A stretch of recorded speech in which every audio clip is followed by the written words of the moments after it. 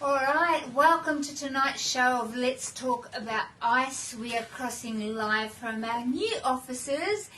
We are crossing live from Southport on the Gold Coast, and really excited to be doing our first show from here. So this is a different environment, and hopefully we don't have a really bad sound. So we'll get around to check the sound out the back to make sure what happened last week doesn't happen again, because that's really annoying, having a tuck, tuck, tuck, tuck. You're trying to hear a story and it just tuck, tuck, tuck, tuck. I'm sorry about that, guys. We are doing our best without Brad around, but we are looking at new programs, and we are doing shout out to any film production crew that want to get involved and help and give back. You'll be able to join our team and help us once a week. But next week, we have our team from Coffs Harbour. Jose and the team there will be doing the Let's Talk About Ice show, and they'll be sharing some amazing testimonies. So please don't forget to tune in next week as well, and let your friends know, and they can tune in. It sounds good? Fantastic. So we have a thumbs up. If you're hearing good, put your thumbs up for me, and share this post on your Facebook, because the story that we're about to share tonight, you don't know who needs to hear this message, somebody maybe out there that particularly needs to hear that. Oh, that may be your loved one, that may be somebody that you know, their loved one, that they haven't even exposed to you yet. So, share it on your Facebook, because you don't know who you're going to help by doing that and reaching with this story. And we put our number up all the time.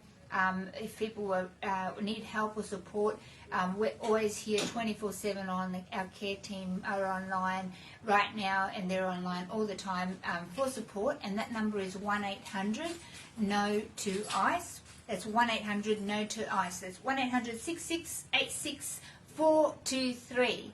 So take that number down. We will be writing it down throughout the show.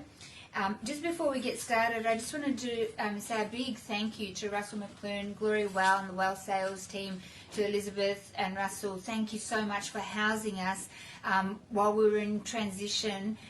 With our offices got flooded, and we didn't have a home for a long time. So, they stopped their whole operation of the coffee shop to house us, because they believe in the work that we do. And I just wanted to say a huge thank you for your love, for your support, and always being there. Russell was actually the first, one of the first people that I got in contact with when I landed from addiction. So it's funny how, 8 years down the track, he's still supporting AARC and what we do. So I'm so grateful. Also, a big shout out to Faulkner Removals. I hope I get this right. Is it Eamon? Yes. Eamon? I wasn't sure if it was Eamon or Eamon, but man, you're amazing. I can't wait to work with you. You came in, you brought Faulkner Removals in. You're gung-ho about getting the message out there with us in the corporate environment, and you brought in Dale to help with the removals. That's amazing. You didn't even charge us. That's incredible, and I just am so grateful. The team's so grateful. They can't stop talking about you guys. It's Faulkner Removal, guys.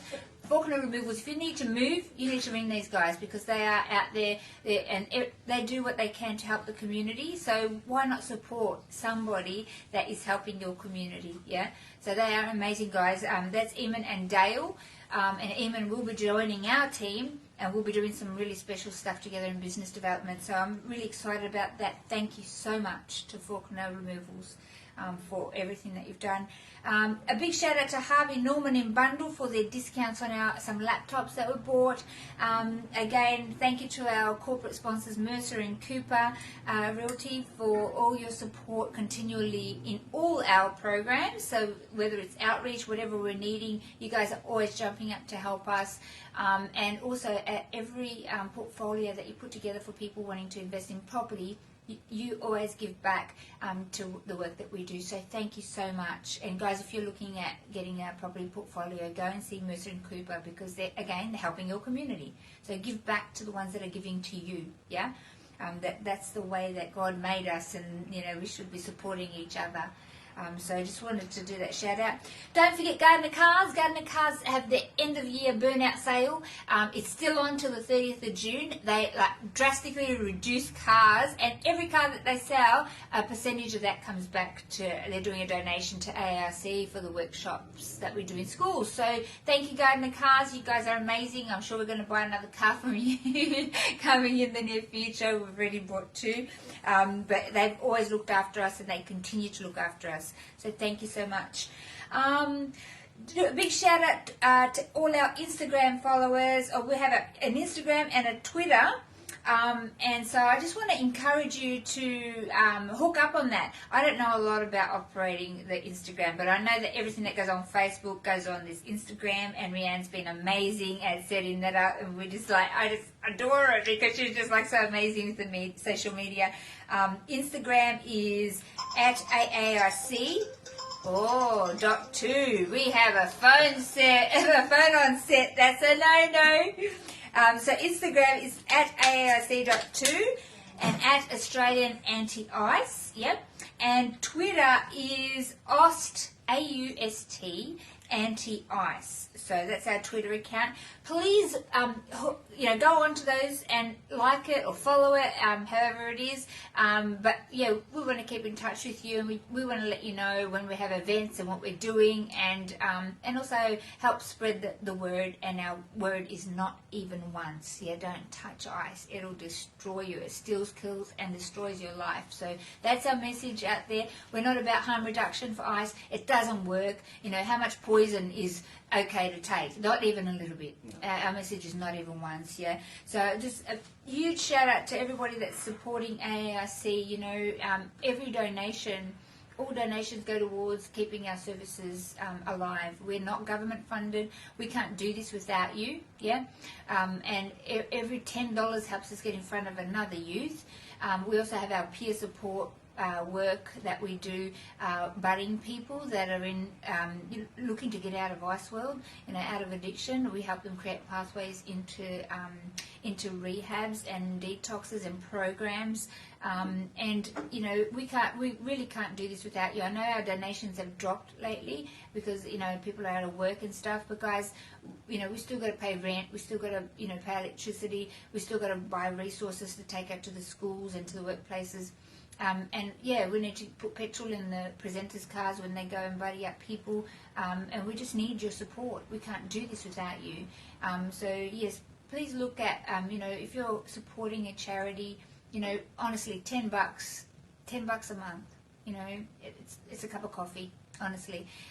And so please help give back to what's helping your community, because this could be your kid tomorrow, your mother, your father, your brother that needs support, and we need to be here for that. We're also still doing our On the Streets program, so that's Friday, Saturday, Sunday and Monday.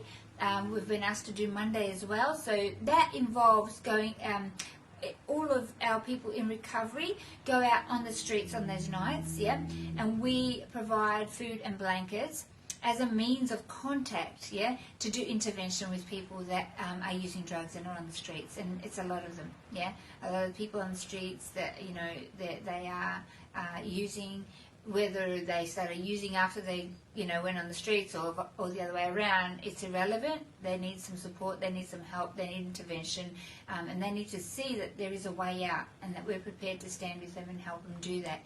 So blankets, guys, we're still doing call-outs for blankets.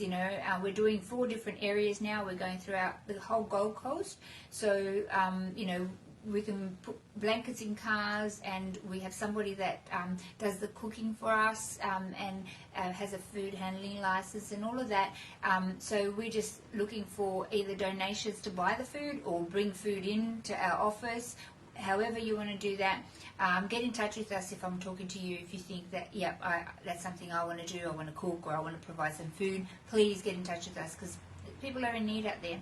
And not always either are they on drugs. Some people have lost their jobs, they lost their apartments, and they end up on the street, and they don't know how to navigate the system, or they can't get Centrelink help, and they are stuck out there, so they really need your support at this time. So yeah, a massive thank you also to Ian from Speedy PC Repairs, who's continuously coming into our office when we're like, we've got to reset the computers. Our Wi-Fi isn't working. So thank you, Ian. You're amazing. We just love you. Wish we could keep you in here all the time, but we're all volunteers. So we don't have, nobody's on a wage. We've got 105 volunteers, probably more now, Australia-wide, and our Sydney team's really kicking off, by the way. Just wanted to mention that. And we're growing and doing more work every day, so we need you to get on board. So join the army. Yeah, you can go onto our webpage, which is www.australianantiicecampaign.org.au, and click on Join the Army. Yeah, be a part of the change, be a part of the movement. On there's a petition that you can sign. We're petitioning government for funding to get this education throughout all of our schools across Australia. You can sign that, you can make a difference, right? So, and then if you'd like to donate, you have an option to donate there as well on a monthly basis. So join the AARC Army and help us put the freeze on ice in our nation at least, hey? Let's make a difference for the future generation. So, without further ado, now that I've done all the housekeeping, did I say that right? It's not even housework. I said it right. Yes, the housekeeping, and got all of that out of the way. I'm really, really excited because we haven't spoken much. I just really got to meet Kyryl tonight, but I've heard about his story a little bit, and I'm really interested. I'm like, oh no, did that happen to him? Oh my goodness, when they were briefing me, and I'm like, I'm so looking forward to hearing how you got there and how you're here today, more importantly. Amazing young man, full of life. I want to hear this journey. Guys, the reason we share these journeys is so that you can get educated on what happens in somebody's life. One, when they decide to say yes to drugs, particularly ice, but other drugs as well, where it leads, yeah? So the youth that we go into schools and stuff, we say to them, watch the show, man, because you want to see what happens to your life if you decide to take this up, yeah? Their choice. We can't tell them what to do, but we can only show them from our lived experience that what happens, yeah? Secondly, we talk to families that have loved ones that are in addiction. A lot of families ring us, they don't know what to do. It's ice, I don't know what to do. I found a pipe, or my husband or my child is behaving like this. Help. They're lost, they don't understand. So this acts as a means of, so the families can understand what's going on in here, somebody that may be in trapped in addiction, and you get ideas about how to help your loved one, yeah? Don't give us money. That's like massive, right? Don't give us money. That's just one of the things. But we do have peer family support groups as well here. And if you are struggling and you need somebody that's been through the journey with their loved one and they've come out of it, they're trained now to help you. So we encourage you to get in touch with us. The family support number is 0481 844 555. Yeah. So please get in touch with us. You can or send us a private message or an email off our webpage, and we'd love to connect with you and support you through that. So back to where we were. Kyryl, tell me, how old are you? I'm 27. 27. And I've heard a little glimpse of your journey, and you've been through quite an ordeal. Yeah, I have been, yeah. I was short life, like I'm almost double your age. Oh no. But in your short life, the journey you've been on has been absolutely incredible, man. I'm surprised that you're here. And I said that to you when I met you. That's thanks to God. Amen. 100%. That's amazing. That's fantastic. He saved me. That's fantastic. I love hearing that because he saved me too. Yeah. And everything changed when I allowed that to happen. Same thing with me. Yeah. Let's go back. Yeah. Tell me a little bit about your background. Where are you from? What were your parents like? Do you have brothers and sisters? So I was born in Russia. Yeah. So I was raised Russian Greek Orthodox. I moved over here when I was 2 with my parents. So I kind of got brought up in that, like, you can say, religious type of church where it's God will punish you for your sins, this, that. I've got no brothers and sisters, just an only child. Yep. So they were like strict Orthodox. Yeah, kind so of, like so still Christian, but it's Orthodox. If Yep. You know what it means. So a bit religious. Yeah. Yep. Yeah. And then So you had rules. yeah, I had Ah. strict parents. Wow. Like, Okay. and I had I've had mental and sexual and physical abuse as a kid as well. So that was I found out later on in life. Like I only told my parents about my sexual abuse 2 years ago. Wow. Yeah, because Wow. I didn't know how to come out and talk about it. Wow. Yeah. Wow. So you were hurting with that inside you. Yeah. Happened to me when I Wow. was about 6 or 7. Okay. Yeah. Yeah, and that's something that you'd want to mask. You know, I don't. Yeah. Absolutely. Yeah. And that it's inevitable that if you're not going to talk about it, eventually it's going to come back Yeah. to bite you. You Yeah. know, and it certainly did. And Yeah. you almost lost your life over it, from my Yeah, understanding. about 5 times. So. Wow. Wow. Okay. Well, this is why when we were in schools, we encouraged the kids. You know, everyone has problems. Life happens. Life's not perfect. You know, and we all go through stuff. But you know, work with somebody, even if it's us. You know that. You've been through stuff, you've got to work at it. You can't Yeah. push it down. You can't, it's not going to work for you. You know, it's really, you need to talk about it, you need to bring it out, and you need to deal with it And because not be ashamed of it you as well. can't be ashamed Yeah. of it. That's the thing, because, and a lot of people go through this, you Yeah. know, and we encourage the kids, you know, you're worth, you know, speaking up, you're Yeah. worth sorting it out, and whether you're going through bullying, depression, you know, sexual abuse, whatever it is, you know, and don't hide it inside, you know, we encourage the kids, Yeah. you know, to talk about it, and if they don't feel they can talk to their, you know, family or, Yeah. you know, to get in touch with us, we'll get with one of our counsellors Yeah, that yeah. can have a chat, you know. 100%. Usually one of our counsellors is like somebody like, you know, us younger, you know, that have been through the training, that can sit there with you, unpack all of that, Yeah. and help work through it, because it's, you know, even through rehab sometimes, you know, you can do rehab, but you're too scared to bring it out. Yeah, well, that's the thing. That's what happened in my first rehab, and then the second one, that's where I learned how to talk about it. Wow, wow. But I can talk about that later. We will. We'll get to that because I heard about that too. But let's go back to like you're 6 and 7, and you've gone through this tragic or Yeah. know experience, which it really is. How did you cope with that? I just didn't tell anyone until I was 25. Wow, wow. I just held it in. Yeah. Just because I was ashamed of it, I guess. Yeah. Yeah. And you probably thought it was your fault. Yeah. Mm. That's what. Yeah. That's the thing. Yeah. That's what happens. But it's not. No, Yeah, no, you no. know, that. Yeah. So tell me about when the drugs started coming. So I started taking drugs when I was 13. Were you naughty? I actually went to. I come from Sydney, so in Sydney I went to the second best private school, Wow. and then I moved up to the Gold Coast, and that's when it all changed. Okay. Can I just say something, a little commercial break there? You know, sometimes we have families, we talk to families and we, you know, tell them what we do, and they go, oh, no, my kid goes to the best school. That Yeah. you know, there's really good, they're really good. That won't ever happen to my kid. Think again, okay? Yeah. Really, I want you to hear this story, okay? It can happen to anyone's kid, anytime. It can happen at 40. It can happen, you know, as young as 8. We've got reports of kids in Sydney, central, you know, Sydney, Yeah. kids as young as 8 using ice. Yeah, And that's now terrible. that just devastates my heart, because I know what they're going to go through, and I know that we can help stop that. You Yeah. know, but we need your support. You know, we need you to talk to your schools. We need, you know, we need the community to come together to do something.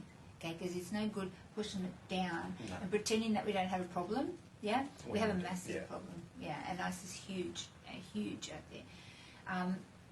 So you started about 13, 14, you started using... I started at school. I started smoking weed, and at school I pretty much only learned like how to sell drugs, really. Wow. Because like, say an equation, like I don't know if you remember in schools, from what I could see, what like they'd be like, so if Johnny bought 10 apples for $1 and sold them for $2, how much profit did he make?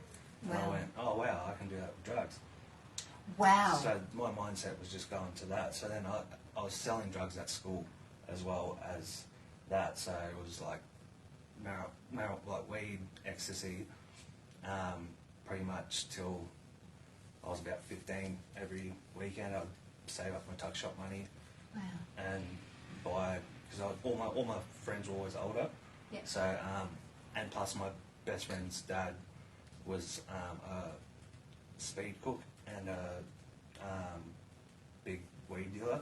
So he'd have pounds of weed, so we'd just take it and sell it. Yeah. Yeah. As you little entrepreneur. Yeah, that's- Already, but like down the wrong track. Yeah. Tell me why you thought that was okay. Like, did you know that drugs weren't good for you? I knew drugs weren't good for me, but I don't know. I just like I thought, oh, it's just weed, like, and then like because I couldn't, I'd drink and then I'd get really sick the next day. So I was like, I can't drink. But if I took ecstasy, I'd be like fine, kind of thing. Like the next day, I could drink and take pills, but I'd take like 5 instead of 1. And then, but then I'd sell. That's how I saw it, as like I could sell 5 and then keep 5 for myself. And it pays for it, and then just started happening. Then I was selling it at school, and then got kicked out of school. And then how old were you then when you got kicked out? 15 or something. What did your parents say? Well, my dad kind of picked up on me being on drugs, and then my parents got divorced. So Did he confront you? He did, but I just denied it. But then he cut me off until 2 years ago. So I called him when I had a dream from God when I was playing. Yeah, he cut me off completely because they got divorced, and he knew I started getting into hard drugs because at the age of 15 I got myself into a lifestyle that is probably not the best for a 15-year-old kid. What did that look like? Oh, I'd rather not say, just for things like, it was more so about just like, like you had to, I was part of a crew where you had to sell drugs to be in that crew, like that, and I had a fake ID by the age of 16. Yeah. So I was out in nightclubs and they'd give you 100 pills and go, you got to sell them.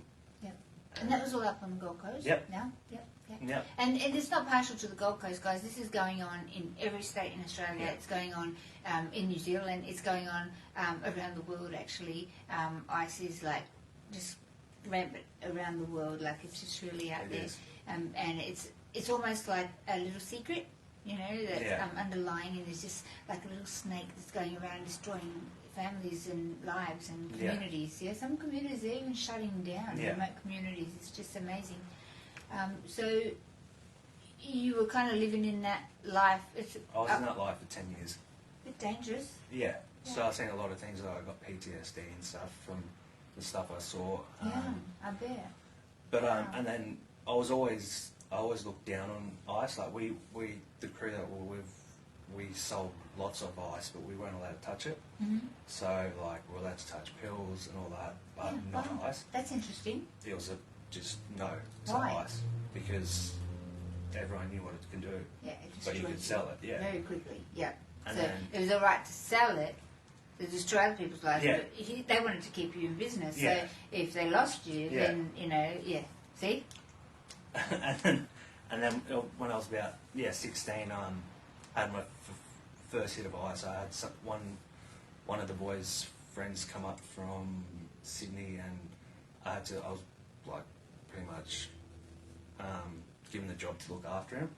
And he's like, like he was an ice addict already. Yeah. And I was like, oh. And he's like, can you get me some ice? I'm like, yeah, I can. So I did, because that's what our crew did as well. And then he's like, come with me to the toilets at Broad Beach. And I still remember it for like clear as day. I was just standing there in the public toilets with him. I was watching him smoke it on the foil, and then he's like, do you want to have a hit? And like all the other boys were waiting at the bar that we're at. And he's like, it's all right, no one will know. And then he gave me the biggest hit, and that was it. Like, that's all it takes. Yeah. Yeah. Like it just felt like all my insecurities went away. I was just 10 foot tall and bulletproof. Yeah. And it is a demon in disguise, because even up to today, how long have you been clean now? 4 years. 4 years. Even up to today, because I know I'm almost 8. As you're talking about it, I'm tasting it. Yeah. It's a demon in disguise, because really what it's going to do is kill, steal, and destroy your life. And you've got to when you're in recovery from that drug, and that drug's like no other drug because of what it does. I can actually smell it, taste it as you're speaking. I've got to go, you are the devil. You want to kill me. You don't even enter my mind, and I have to rebuke it, because repent means turning away from it, looking at something else. And I have to repent and go, nah, talk to the hand. I don't want to hear you, because if you do entertain it, this is when it gets in, and it starts to give you, remember when, this you want a master, you got problems, and it starts to get in your head, and then you relapse. That's 100%, because that's like, addicts always in the back of your head doing push-ups. Yep. And like, that's a good analogy. I love it. he's just waiting for that moment, and then I abbreviate ICE for In Comes Evil. So wow, that's how I see it. That's what I think ICE stands for. I love that. Can we make a T-shirt saying that? If you want. Oh my goodness, I love it. That's how With ICE, In Comes Evil. That's what from that first thing, just this darkness. That's so true. Absolutely so true. And then boys found out because I was going psycho and all that, and then somehow the next weekend it popped up again, and I was with someone else, and they're like, "Oh, do you want some?" I'm like, "Oh, well, I've already tried it. I'll be fine. I can handle it." Like, because I've had every other drug under the sun by then when I was 16, and except for heroin, I've never touched heroin. And then I was like, "Oh, I can control this. If I can control all the coke, fantasy, everything else that I was taking." And I smoked that, and then, like, again, in a couple of days, it popped up again. Yeah. Just kept popping up. It'll chase you down. And it's That's like, what happens. I never like saw it before, and then everyone started using it. Yeah. But people were using it behind people's backs because they were ashamed. Yeah. So, yeah. And that's the way that it does it. It starts to hunt you down and appear, because there is an underlying spiritual evil connected to that drug, and once it's got you, it wants to kill you. Yeah, and then you get the temptations, and you're like, oh, I'd rather, instead of taking a pill, I'd rather smoke a pipe. Yep. That's the thing, and like, because all your problems go away and all that, and then like I started, I first got, before the ice, I got introduced to the old school speed, like amphetamine, and because my best mate at the time, his dad was a cook, so he'd give it to us to sell instead of the pills we were selling. Yeah. And and it was like the edible one, so we'd eat it, and that was the amphetamine thing, but then I ended up getting him hooked on the ice. Yeah. So just explain to the people at home, they may not be aware, because we talk about this in schools and about the different forms of taking it and stuff. So when you're talking, just explain a little bit for those that don't have any idea, different forms that you can take. You can smoke it, snort it, inject it, eat it, do anything with it. Water, you can put it in water.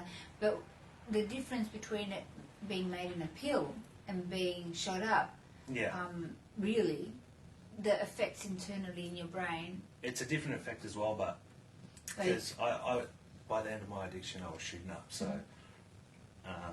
but like I can go through if you want me to keep going. Yeah, yes, please. Yeah, I want to hear the rest. Then I just became a full blown ice addict. Like, what did that look like? Like, I want to know what was going on in your head when you started to embark down that path, right? Because there's a lot of kids that, that think it's no big deal to do a bit of drugs, everybody does something.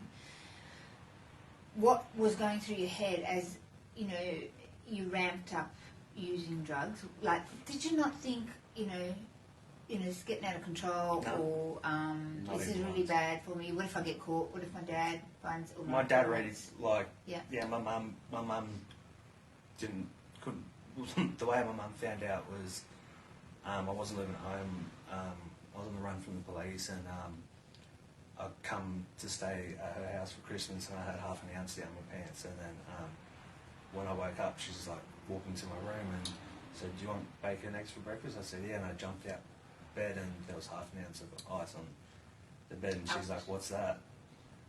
But I think she kind of had an idea of me being on the ice by then. I was 75 kilos, like looking sick. Yeah, yeah. I'm sure she had an idea. Yeah. But So you never thought about, oh man, I'm just using drugs and I've just ramped it up and No. I'm going down a bad path. I thought I could just knock it on the head whenever I Yeah. want. I used to tell people I can stop whenever I want, but Yeah. I was using it every day. We hear that all the time, that even when we offer peer support, people want to change, but they go, but I don't have, I can stop it when I want. And I go, really? You really And we can't, go, like- look at what's happened in your life. Look at the losses. Look at how it's destroying you. It's not until they look at the cost versus the benefits Yeah. that they can go, oh yeah, it is kind of still in my life. Yeah. And then you see it, but when you're actually in Yeah. there, you don't see it, do you? Yeah, It's no. amazing. But see, like, I wasn't really selling it at that point. I went away from like that kind of a crew, and I started hanging out with all the ice addicts and that. And one of my best mates that wasn't an ice addict before, he was a full blown ice addict, full blown dealer, and I was just with him every day. I was living with him, and we were just smoking it non-stop. Like, we'd have a big bowl of it pretty much, and you can just smoke as much as you want. What was your day like, Kyryl? Tell me So about we've- what it looks like. What did your life look like? At So, that well, when I was with him, would be driving around doing deals. Would wait like I got to the point where I could sleep on it, I could eat on it. Wow. I needed it to get out of bed. Like, I'd have a pipe next to my bedside table, Yeah. and I'd have to smoke it to get out of bed, and then I'd get an appetite to have breakfast. Mm-hmm. Wow. Without that, Wow. which is usually the opposite effect of ice. Yeah, yeah. But Wow. that's how bad because I was smoking at least 2.5 to 3.5 grams a day, Wow. Oh my goodness. even 4, Yeah. 5 sometimes. How did you sustain that, Kyryl? Well, because we were selling it, and then he ended up getting caught, and then I started selling it, Yeah. Okay. and I started doing really well at it, so I could just afford to smoke as much as I wanted, because I was moving about $60,000 worth a month. Wow. Yeah. Wow. I would imagine that turning away from that scene would have been very It was. difficult. Yeah, but 'Cause it's not only the addiction, No. but it's also the money coming in. Yeah. And it's also, the network that you're in. yeah, Um, I left that life of the whole left side of my jaw shattered, so wow. I got a whole metal plated left side jaw. Wow. That's how I left that life. Yeah, Oh, goodness. that's because I got raided, and then I was said I'll never sell ice again. Mm. And that was when I was in my 20s already. Did you stop using? No, Okay. You just never sell it. I just said I'd never sell it, and I Okay. just kept using it, and Yeah. kept using it, and then once I got caught by the cops, I got QCR'd to a rehab, Mm. and I had to, it's a Queensland Courts referral, so I had to, excuse me, be in that rehab until my sentencing. So I was in that rehab, I'm not going to name it, just for the sake of it, and I knew I was going to use the whole time I was there. Yep. I tried many times to get drugs delivered and stuff like that, and then after I got sentenced, I left the next day, and that I did like 6 months of it, so I got 6 months up, and then So you did 6 months of rehab? yeah, when I was in my 20s, yeah, Okay. Yep. yeah, and then but I knew I was going to use the whole time. I was just waiting to get caught over and done with, and get my little suspended sentence, and then that's it. Mm. Because I took a plea deal for playing for guilty and going to rehab just to please them, pretty much. Wow. But I still knew I was going to use it. Yeah, I wasn't yeah. ready to give it up. Yeah. But on the way up to, because I had to go to detox first, so I'm kind of going over all over the shop here. But on the way to rehab, I had to go to detox, and I overdosed on the way in detox, Wow. and I took about 45 NDEP, Wow. and My goodness. by accident, yeah, By accident? accident, kind of. I don't know. It wasn't. It was kind of a suicide attempt, but it wasn't. Yeah. So were you thinking, like, I'll get as much into Yeah. me as I can, because while I'm in there, I'm not going to be able to Yeah. use it. I know the drill. and You these can't are- bullshit a bullshit and these are just prescription pills, but then people die off having 8 of them. Yep. And I had about 45 of the 50 Oh my milligram goodness. ones, and they found me blue on the bed in detox, and yeah, that was one of the comas, and I had a 30% chance of waking up. Like, they called my mum and told her, and the nurse was crying, and like, because my lungs collapsed, my bladder almost exploded. I was in a coma for like 2 days. They told her that if he does wake up, he's going to be a vegetable. And my mum's just said, call me if he dies. She'd buried her son, so that was one of the like comas. And then just before rehab, which I decided when I decided to go to rehab, it was I tried to commit suicide twice because I just had my son was about 7 or 8 months old, and I was just a full-blown junkie then, and I just felt like it'd be easier for him not to have to deal with a junkie dad and that. So I went on a bender for a week, went missing, smashed my phone and everything, nobody knew where it was. I got a motel in a different name, and I smoked about 4 grams of ice, took a bottle of Xanax, took a bottle of Valium, took a bottle of Serapax, and I barricaded the motel door with the bed, and I sat there and waited to fall asleep.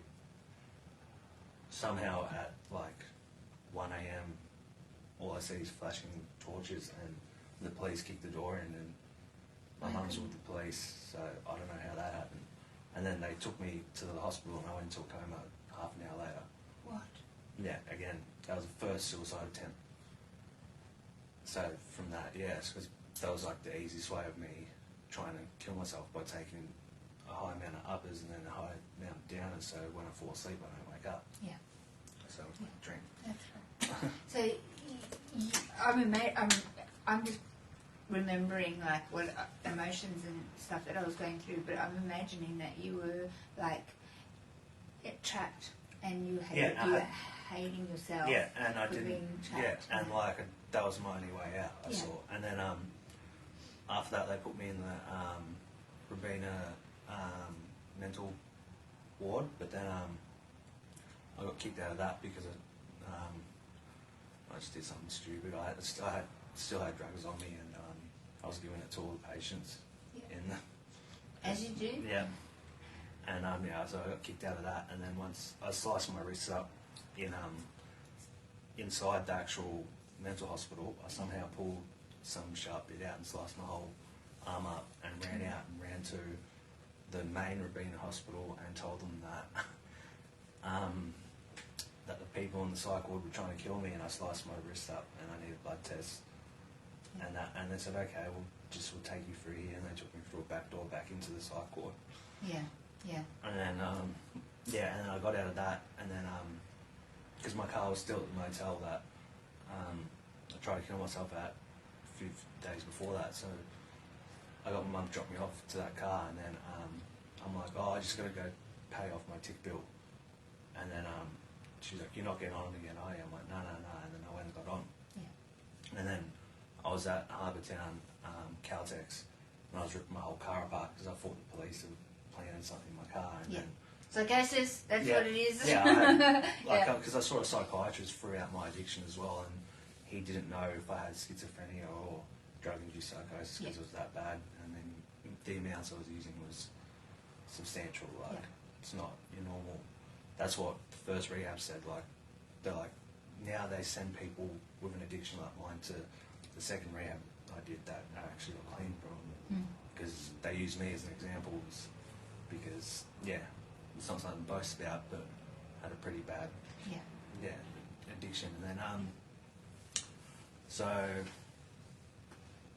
after that I got out, and then my mum took me. I'm like, you need to take me back to the hospital. Like, I started hallucinating and stuff, and then she took me to a friend's place, and then they went out for a cigarette, and I got into his all his prescription pill stash and just took all pills that I could, and said, you need to take me to hospital. I just took all these. So I tried to kill myself pretty much again. Yeah. 3 days after getting out, or the night getting out of the mental hospital. Yeah. So Do you remember what you were thinking? I just want to die. Yeah. Yeah. You didn't think you'd get out? And I failed. I was like, I've even failed at dying. Yeah. Yeah. So it was. I know that. Yeah. How did you get that right? No. Yeah. But obviously someone was keeping me alive for Yeah. a reason. So, and after that, once I did that rehab, left, took me about a week and a half, and I caught up with two other guys from that rehab. One graduated and one didn't, and it started off with having a drink and a couple of benzos to us literally getting on 20 minutes with fresh out of rehab, new phones, no contacts, and we still managed to do it Absolutely. with barely any money, and we still got on like... Absolutely. And that's, you know, it takes at least a year and a half for somebody that's been using ice for their brain to stabilise with the chemical balance and their processing, logic, rational decision area to work semi-normal again, yeah, to make better choices and to be able to think for themselves. That's why it's so important to have the peer support service that we offer, because, you know, while your mate can't think for himself, you know, your buddy can, and he can encourage you, and he can, you know, mate, that's not really wise, because if you do that, mate, let's do something else, you know. And that's what the buddy support, oh, I've been there, I did that, and, you know, this is what ended up happening to me. You know, you might want to rethink that, you know, and it's a friendship, and it's a, you know, you know, we don't want people to fall down that same path, you know, but it takes a second. It takes a second, literally. People go, oh, drinking, you know, just drinking, you know, or just doing a bit of pot, you know, I'm still not using ice, but it's a matter of time before you end up there again. Trust me, I've seen it again and again, and next time you relapse, and next time you go back in there, it gets worse. It's horrific, you know. I remember it amped up like 10 times the second time when I relapsed, and I'm like, you don't want to do that, mate. No, and that's the thing, and I relapsed straight into the needle. Far out, man. Yeah, and like I thought, oh, well, I'll just use once, it's alright. But don't just use once. That's right. Yeah. And that's our message, not even once, because you don't just do it once. No. Oh, I just want to see what it feels like. That was me. I just want to see what it feels like. I never really did drugs. So you know? that's what it can't be that bad. It's just a smoke. Like, you know, it's no big deal. Everyone does something. Here's the brain, you know, ticking over, justifying why it's okay. Yeah. You know, oh, all my friends did party pills and they smoked stuff and they're still alive, you know, but I didn't see what was coming, and I wish I had it, and this is why we do what we do. They need, the kids, the youth, the people need to see what's going to happen. Yeah. Ice is like no other drug, man. No, it destroys you, mate. It's destroyed my body. Like it's almost because it ate a lot of my spinal fluid. Yeah. It's wrecked my whole central nervous system from the amounts that I was using that my hands constantly shake. Yeah. And I can't get rid of it. Yeah. So I've still got my anxiety, depression, PTSD, agoraphobia and stuff to deal with, but I've got better now since 4 years clean. But so I got straight into the needle from that, and then I got raided again, and then my mum kicked me out. Yeah. Then so I was on the street. So I lost my family, I lost my son, but the ways I was getting drugs was I was doctor shopping, and I was swapping them for drugs, because I was shooting up $500 at a time.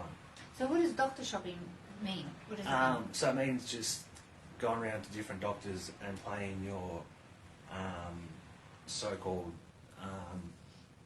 mental health issues to get pills, prescription pills, and then you swap it for ice. Yep.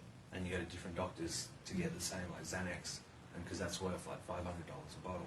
Wow. So I was doing that, and plus I was doing crime as well for other people, other drug dealers, robbing drug dealers, stuff like that. But because I had to I had to use at least half a ball. I had to shoot up at least half a ball a day to keep going. Wow. Because that was a full syringe at the time. Wow. Yeah, and I was on the streets. I had a Coles trolley. That was my bling. Yeah. And I'm telling you now, it's a lot scarier on the street than like It is. even addiction's scary. But like my mum just had enough, and I can't thank her enough for it, for actually not enabling me and just actually kicking me to the curb and getting me to Yep. try and get my life sorted. Are you hearing that, guys? Because we often, the care team and the family support team, and even when I'm talking to people, families, it's like you have to put, fences of love around yourself and not enable your loved one, because I've had instances where I've been coaching a parent and they're like, that the kid has been in the house, bashed the brother, put him in hospital, right? And I said, well, you need to lock the door and you need to tell him he's not allowed in the house until he makes a decision to change. But it's cold and it's raining and that's my son and he's on the street, and I hear that, but unless you do that, there is no change, okay? Unless you do that and make them uncomfortable enough to want the change, you're only enabling. And they will continue that behaviour because that's the nature of the beast, yeah? That is ice addiction. So, on you for your mum, because that would have been man, that's the hardest thing to do. Yeah. To, say to your kid, I'm sorry, but, Yeah, she said, go. Yeah. Done. I'm done. Yeah. She couldn't do it after the second raid. She's just like, nah. Yeah. Yeah. How was that for you? What happened from there? No, I went and got on. Yeah. And had a shot. And, I don't know, just roam the streets. Started to live in the streets. When we go out in the streets and we do the On the Streets program, that's what we encounter. We encounter guys like you, who are out there entrapped in this hell, and we talk to them and we say, man, I was there. I know what you're going through, and I know that you can get out, and I know that you can have a better life, and I can help walk with you, and that. At first they don't believe you. No. They're like, what do you want from me? Do I really want this? But going back week after week and showing them that we do care and that recovery is possible, they make change in their life, and it's so amazing seeing people get their life back. Really get. I've got people that we've worked with. I worked with a girl. She was 17 on the gutter on the streets, and today she's having a baby. She's done her hairdressing apprenticeship. Yep. She's got a partner and she's doing life. And it's like, wow, that you could do that. But that we can create change. And some people go, oh yeah, they're already feeding people out on the streets. That's great. Giving a man a fish is great, but giving him and showing him how to use a fishing rod is even better. So we don't only go there with the food or the blankets, we go there to do intervention. We go there to help them see that they're worth making a change and making a difference, and having the life that they are meant to have, a God-given life, and they can't see that at first, but, we persevere and we're persistent, and eventually, they do. They hold your hand and they walk out, So it's awesome. You got a question? Yeah, I was going to, I can answer that now. I was just going to, answer it now. Do you want to read out the question? So, when did you choose to fully stop and change your life? When my mum kicked me out, I remember yelling at her and saying, you watch, I'll get myself into rehab and I'll get clean. But that didn't happen for about a month and a half or something, or whatever. Can't remember how long. Because you lose track of time in Ice World. You don't really realise that all this time. And plus you're on the street, so you don't have much. But that when I entered that rehab and I had that first ever tangible touch from God, and that's when I just went, wow, I don't need drugs, I just need God. Wow. That's when I decided to fully change my life. That was 4 years ago. What happened? Tell us about that change. I was in another rehab, and I didn't unpack my suitcase for a week because I was just like, I'm just going to go back to the street and be a junkie. It's easy to be a junkie because it was Australia's hardest rehab. So, do you want to mention the rehab? It's Transformations Rehab. Yep. That's the one that saved my life. Like, I owe my life to Mike Barrett and the team there. Yeah. And me and Mike are really good friends now, and he's my mentor. And so I was at a soak service, and I was sitting at the back with all the cool kids, and I was just like, what's all this church stuff? Because I was all anti-church, and I'm like, all right, well, they were praying for people, and I was like, all right, well, I'll go up there and I'll see what it's all about. And Mike just laid his hand on me, and I just felt the power of God just hit me, and I just went, what was that? That's from then on, it was just, I was that focused on Jesus, and I've got tattooed across my jaw, Jesus Christ, my Saviour. Wow. That's how, like, after I did transformations, I went into Bible college and started doing an internship at Transformations City Church as well. That's awesome. That's amazing. Yeah. And from that moment, like, you just stopped using. All the thoughts of using went away, like literally straight away. And because it was a real discipleship program as well, that you got to study the Word and all that, and the issues groups brought out. I didn't know I had issues. I thought I don't have issues. But obviously I did because I was using drugs. Yeah. And then that's how I got to be able to talk about my sexual abuse, and that's when I told my parents. Wow. Yeah. Wow. Like, so it's the underlying issue. yeah, that's what helped the most was the issues group. So sometimes I miss them because I have bad days, and I'm like, I wish I had an issues group right now. And issue myself. Yeah. And you know what? That's like when people come in and work with us. You know, we put them on a tripod system of support. One of them is having a buddy. Yeah. So I've got a buddy. I got an AOD counsellor that I, can go and sort out my issues. We have pastoral care here, and we have. So this is, a continued program after rehab where you can come and get involved in a family that is doing good work out there, but we're a family. We're united, and we're standing together, and we're in recovery together, and we all have issues. Life full of issues. But let's work through our issues, and it's about working through that together in unity with love, and understanding that, it's all right if I've got this massive issue, man, and it's okay. There's no judgment here, there is no. Thanks, Anne. Thank you. Sorry. There is no. Bigger issue that can't be tackled. I'm sure that one of us in here have been through that issue. Thank you. One of us might have been through that issue, and it's judgment-free, but it's about walking together. After rehab, we've got people in rehab, I know for a fact, and in prison that watch this show, and they can't wait to get out and come and work with us, because awesome. We're doing good things in the community, we're giving back, we're helping change lives, and support people in that gap where you're on the street and you didn't get into rehab, or you don't know how to get, or you're scared to get into rehab. I didn't even know there was rehab. Do you know that? I didn't even know. Like, I heard that song, they say, you want to go to rehab. And I'm like, I didn't really think much about it. Like, I didn't even know.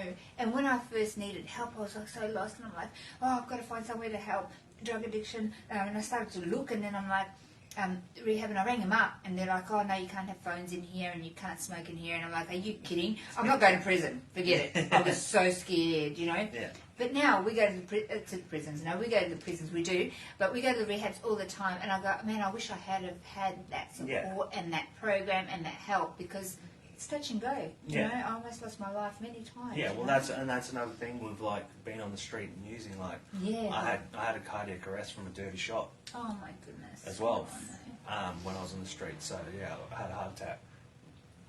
That was another hospital thing. So I almost lost my life. What's that? Like, My goodness. 2, 3, 4, 5 times. Yeah. And you know what? From ICE, a lot of people have heart issues because it attacks your central nervous system.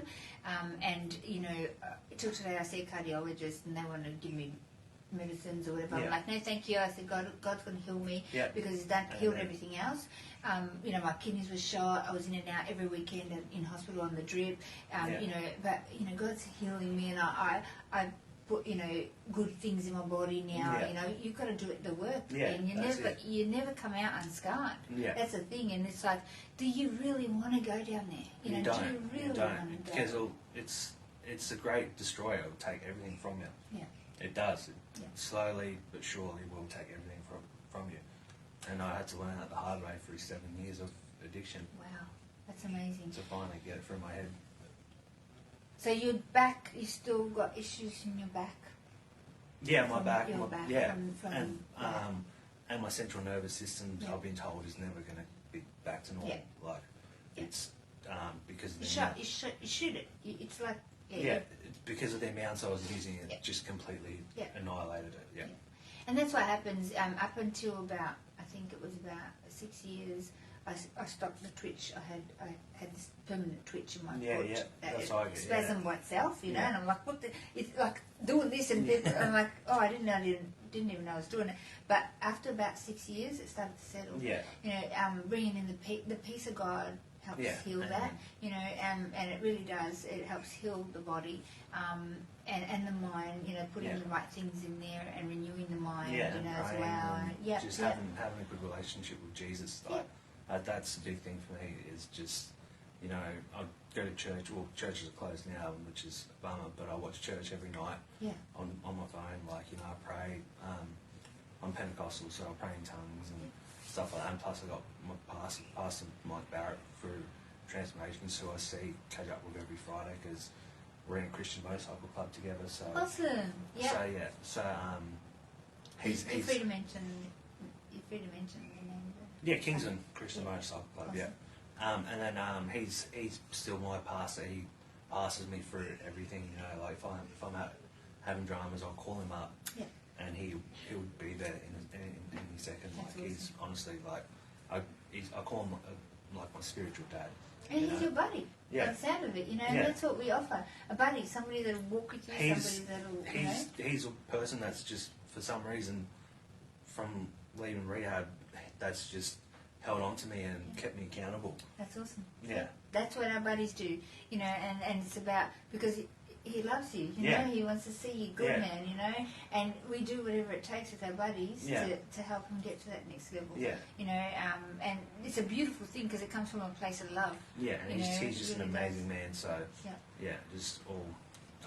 You're very blessed. Not everybody has that opportunity. So, you know, and Mike's been through quite a massive story. I'd love to get him on the show one day. But, you know, it's the lived experience. You know where people are at, and that, you know, you can, you know, coach them, I guess, into what worked for us or what didn't work. You know, why do you want to fall in holes that you know, you don't need to? You know? That's it. So I've got a question here. Why police do not deal with drugs selling more seriously?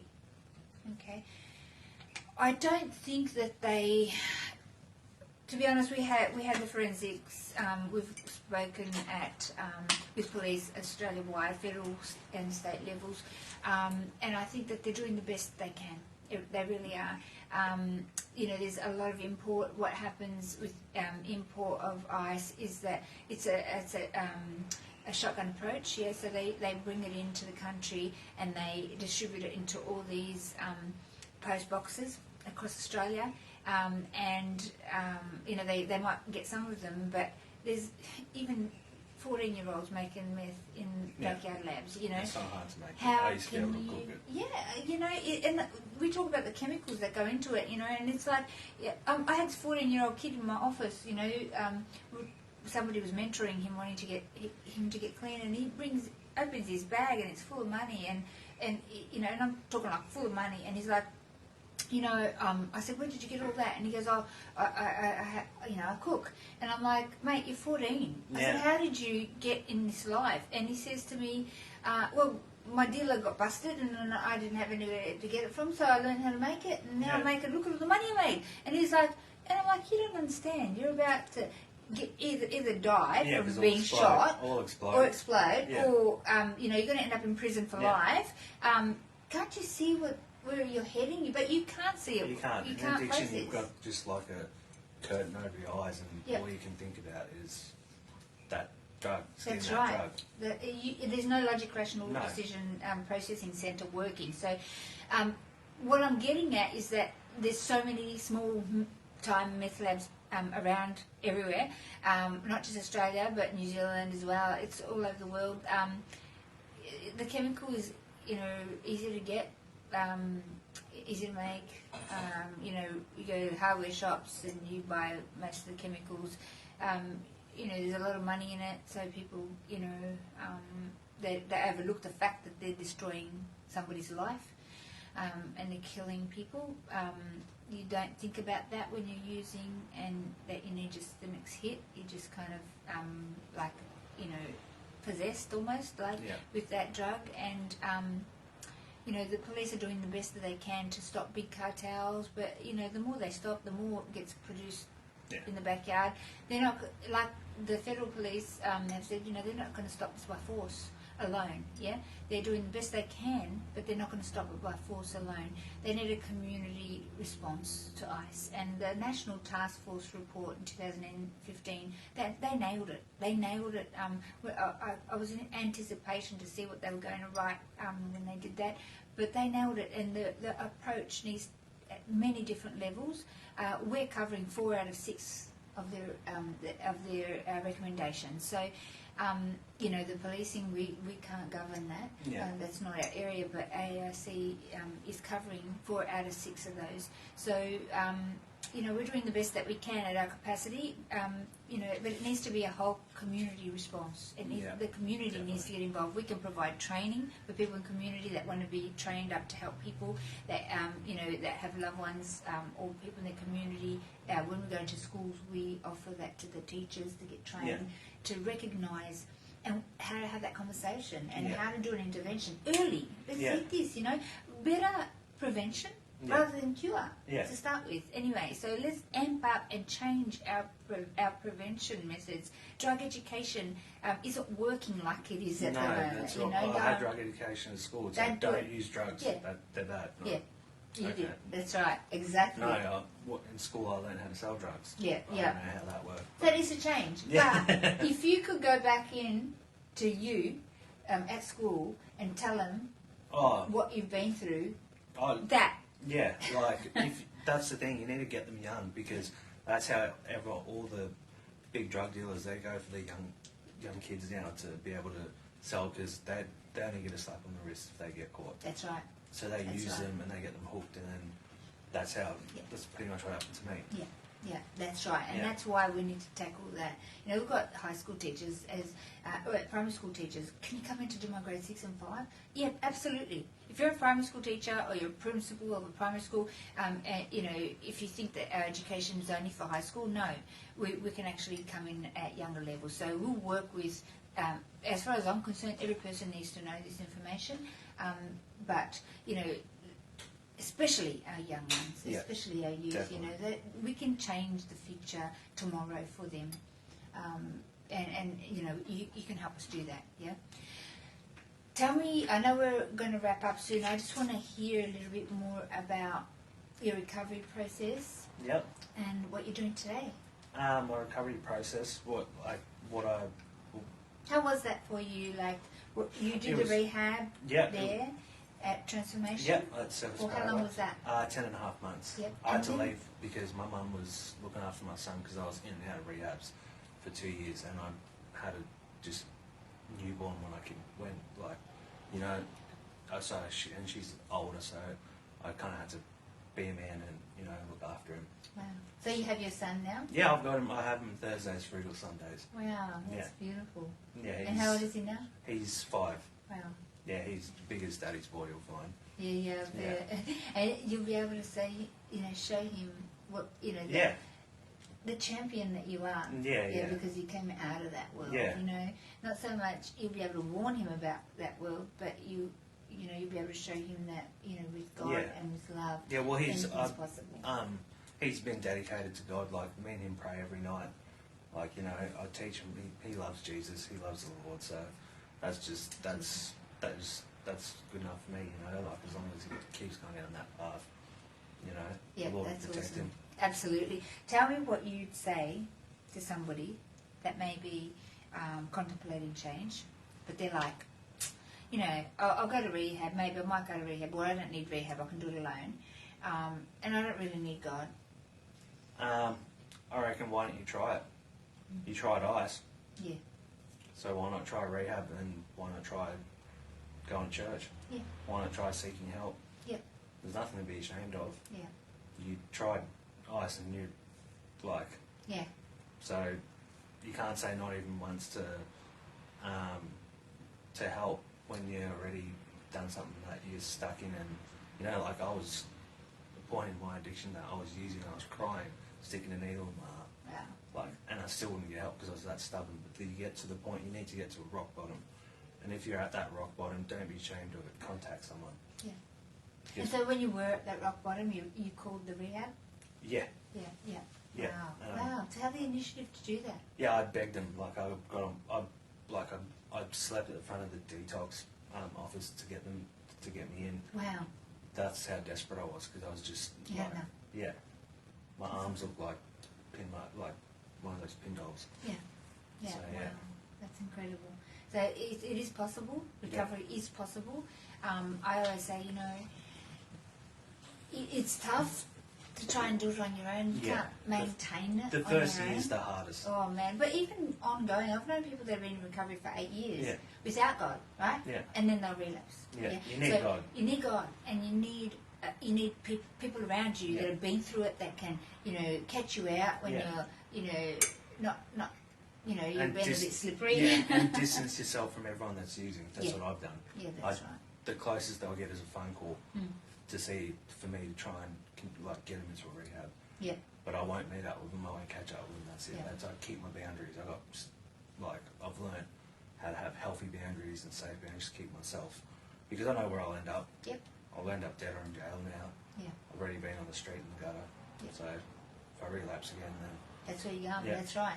And you know, now, especially now that you're walking with God and Jesus, what happens is, you know, the darkness comes in to try and destroy you. 100%. You become more of a target for the enemy. Yeah. And if you falter and relapse, you'll end up dead, man. Yeah. I He'll never take. forget. The devil wants to take your life. Yeah. So come kill, steal, and destroy. That's all he wants to do. So, Kyryl, what does the future look like for you? I just, you know, like I still want to try and help addicts, like as much as I can. That's what I wanted to do when I got out of rehab anyway. I still try and do that with people that are in addiction. Yeah. I still have people call me that they have no one else to go to and they know someone that's in addiction, say, can you please speak to these people? But I say, I'm not going to waste my time because I've done it so much times that it just falls on deaf ears. Mm-hmm. And I say, unless they actually want help, I'm sorry, but I'm not going to go and help them. Yep. Because That's right. they're not going to listen to me. Like I've pulled, because I've got good contacts for the detox up at Mount Tambourine, and I've pulled cards to get people in really quick, and they just don't rock up, and it makes me look bad. That's right. So I say, unless they actually want the help, I'll help them. I'll go out of my way to help anyone. But and then now I'm supervising my dad's company. So so me and him have like. Want to plug that? Huh? Want to plug his company? It's ZLC Timber Flooring. So if you need timber flooring, it's at 1/20 Expo Court, Ashmore, just up the road. Awesome. So what's it called? ZLC Timber Flooring. Fantastic. So you're working there full time? Yeah, he's been in the industry for over 25 to 26 years or something like that. So So you got a relationship with your dad? Yeah, real good relationship with him. That's fantastic. We've had it for 2 years when I didn't have it for about 4 or 5. Yeah. When I was in addiction. Well, he did the right thing, you know. It would have helped you come to the end. He came and seen me once and confronted me and said, I'll help you once if you want the help. And I was off my head and I just told him to... Very good. Yeah. Pretty much. And having a Russian dad, he just went... He did the right thing. Yeah. And that's what we encourage our families to do, you know. I do that with my buddies. When you're ready for change, call me. And I have people that I'm still connected to. That 2 or 3 years they're still entrapped in that. I'm still here. They still every so often reach out. Tell me when you're serious. When you're serious, I'll really knuckle down and help you. But until you are, I can't waste my time here because there's people that really want help, and you're not ready to make that change. You're not ready to do the work. That, you know, it does take a little bit of work, right? It's hard. Initially, it's hard, right? But it's worth it. Yeah? It's worth it, and that's the thing. You get through the first year, man, and you know you can have the life that you dreamed of, the life worth living, because you know you can turn that around, and you know you're worth it. Your family's worth it. Yeah, you know? your life's worth it. Yeah, you know, and you can. And everything I lost, I've got worn out back. Yeah, and that's just awesome. Praise God for that. Yeah, that's it. I don't know how that happened. I've just got stuff that's just been blessed to me. Yeah. Yeah, it's a blessing walking with God, and every day we get to see those transformations, you know, in people's lives, and that's exciting, and that's why we do what we do. This is a totally volunteer organisation, Australia-wide. We have, you know, probably over 104. It was the last count I did. 104 volunteers Australia-wide. We have WA office, Coffs Harbour, Sydney. You know, we have team members in Melbourne and Adelaide and Cairns, and we all have the same heart. Because we've been there and we don't want people to go down there. We've been there and we know that when somebody reaches out for help, we go, come on, let's go, come here. Let me help you. Use your brain while you can't, and let's do this. Let's do that. Let's get some programs around you, and let's get your life back, man. I'm so glad that you are alive. Thank you. One, and that you're just shining God from the inside out of your eyes, and exciting that you've got your life back, your kid back, and it's a miracle. Yeah, absolutely. Really. I bet you don't want to kill yourself anymore. No way, no. I've got the best life. That's the thing. People that are in addiction think, because we're all extremists, pretty much. Yeah. And then it's like you think, oh, being sober, you're going to be sober, Sally, you're going to be boring. But no, you don't need to be. Like I've got a brand new Harley. Like I ride bikes. I do stuff. I got my son. Like your life isn't going to be boring. No It's way. going to be better without Far from it. Yeah. From it, like I'm just like my life's hectic, right? And it's something new all the time, Yeah. We got T-shirts made for our outreach program, and it says "I'm high on the most high." Yeah, that's awesome. And it's like we're just high on the most high, Yeah. and it's about giving, it's about loving, it's about doing stuff in life, and just getting out there and really make it count. Yeah. You don't need to just go to work and come home and just have that boring life. It can get exciting, and so our life in this office is exciting every day. We always there's new things to tackle, new adventures, and we love life because we've had a second chance at it. And that's it. And life does get hard. Like life. Yep. Like trust me. Like sometimes I even get the thought of going, wow, it'd be so much easier if I was just back using, because I don't have to deal with all these other life dramas. But then I think about it and go, no, these are just small things that you can get through. This is life. Life happens. That's right. You can't stop it. Exactly right. A bit like the story of when they were in the fire, but Jesus was in there with them. Yeah. But they came out, and it's a metaphor of they came out unburnt, but they walked through it. You see, and that's what we have. I'm like, I always want to run away. I'll run away from everything. I ran away from a marriage. I ran away from home when I was 15, So that was what you did, because you don't want to face it. You don't want to work through it. And it's like, and then when you have to face it and work with it, it's better to mask it. You know what I mean? Yeah. So the thing is that it's harder. It's hard to walk through it. Yeah. But when you walk through it, you grow. Yeah, that's and the when thing. you walk through it, you come out the other side like it's a victory. Yeah. And you come out, especially if you have awesome people around you to help support you, because we're all going to walk through the fire, and it's like, it's okay, it'll be all right. Yeah. Come on, mate, you can do it. And, believe in you, I'm praying for you. And when you come out the other side, you've gone to a different level, and that's evolving, and that's growing, spiritually. Yeah, and that's usually what God does. He'll never put you through something that you can't handle. Yeah. And if you're going through a tough time, that means that there's growth coming. You need that. That's right. And then, and like, even if for the people that have like actually gotten clean from addiction, I can't remember what the scripture is, but it's all things are possible with Christ Jesus. So, and really, like, if you do beat addiction, it's a thumbs up to you, like, because not a lot of people can do it. Like, it's hard. Yeah. It really is hard. Yeah. You have to put in the effort, and then if you can beat addiction, you can do anything. Yeah, that's right. That's right. It's true, and it is possible. Yeah. They say that statistically, 2% of people who embark in ice addiction, 2% actually get out. Yeah.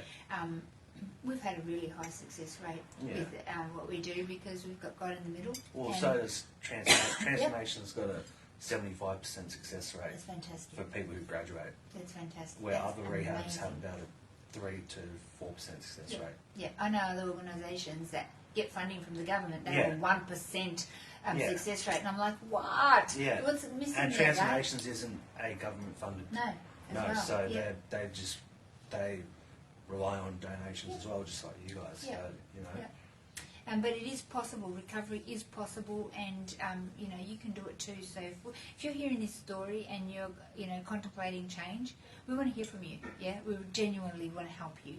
We've been there. We know that it's tough. Yeah, think, you know, I'm going to man it up and I'm going to do it on my own. You don't need to, No. yeah. We're here to help you, to give you a bit of support. It starts with, you know, a text message conversation where you can, you know, feel comfortable to kind of maybe meet up or have a Skype call or whatever, and just get a bit of encouragement. You know, you may be going through stuff that somebody else has already been through, and they can go, oh man, that didn't work, or try this, you know, that helped me sleep at night, or Yeah. you know, eating this food, don't have this coffee because it heightens your, you know, your central nervous system. It makes you feel more anxious. You know, maybe try this tea or whatever. Yeah, yeah. You know, just lived experience. There's nothing like it, and why do it alone? Honestly, we're here to help. Yeah. The number to call is 1-800-NO to ICE. That's 1-800-6686-423. And or you can call us on the family support number if you are a family member that needs some support. You have a loved one in addiction. That number is 0481 844 555. Is there any last minute messages that you want to share? Because we've got family members and we've got maybe people in addiction that are contemplating change watching this tonight. I reckon just don't contemplate it, just change, go for it. Yeah. Try it. What do you got to lose? It's worth it, eh? Yeah, it 100% is. Like, I love my life now. I'm so happy that you're alive, man, honestly, because I could see how much you love life in the glow in your face. Yeah, it's just the best now. Like, Yeah. like I don't even, like, I think about that and it's like, that just wasn't me. Yeah. It's like I was possessed by something. That's why I say, By the ice. in comes evil. Yeah, Just that's this right. evilness came into me. I used to talk to the devil, and the Yeah. devil was my friend and all that. And That's like, right. And then, but really, like, and then I didn't find God. God found me. Yeah, that's right. Because he leaves the 99 and goes after the one. That's right. So, Exactly. You know, but and if you're thinking maybe, you know, that change could happen for me, it can. It really can. Just reach out. Reach out. That's Don't right. be scared to pick up the phone and call someone. Yeah. That's the first step to do. Is call someone. Yeah. And we're here to take a call and to, you know, to help you make that pathway into transformation or into the other rehabs of choice, you know, and to walk with you in that journey. Yeah. Yeah. So don't be afraid. Yeah. There is light and there is a better life at the other side. Yeah. I promise you. We're prepared to walk with them, so it's fantastic. Can I teach you a little slogan for our message? Yeah. All right, it goes like this. It's like gangster. Right, Alright. you ready? It goes like this. Not even Even once. once. All right, let's go. Ready? Yeah. Not even once, Whoa, guys. no, I do not. Good. Not even even once. Guys, take care. God bless. Stay clean. We'll see you next week. Coffs Harbour are going to be on, so please support them. Thank you so much That's for all right. sharing Thank your you for having heart. me. I hope that I'm praying that you join our buddy team. I would really love that. I'm so glad that you didn't die. Yeah, I'm so glad. So thank you for sharing. That's your all right. I was story. sorry, my story is a bit all over the shop, but You'd never be sorry. It's just, it was fantastic. What you shared, what you needed to share. Yeah. If anybody has questions, please post it because Kyryl will be tagging him in there, and he'll be able to answer any questions. Yeah. You may be somebody that you know, you're thinking about. Oh, maybe I might reach out. Do it. Yeah. Kyryl will be online. Anyone can always message me. Yeah. Yeah, we'll be tapping you into the show, yeah. so you'll be able to answer questions if Yeah. people have questions. So ask your questions. Go on. I dare you to. Yeah. I look forward to seeing you again in a couple of weeks. Like I said, God bless. Take care. Stay clean and stay safe. Good night.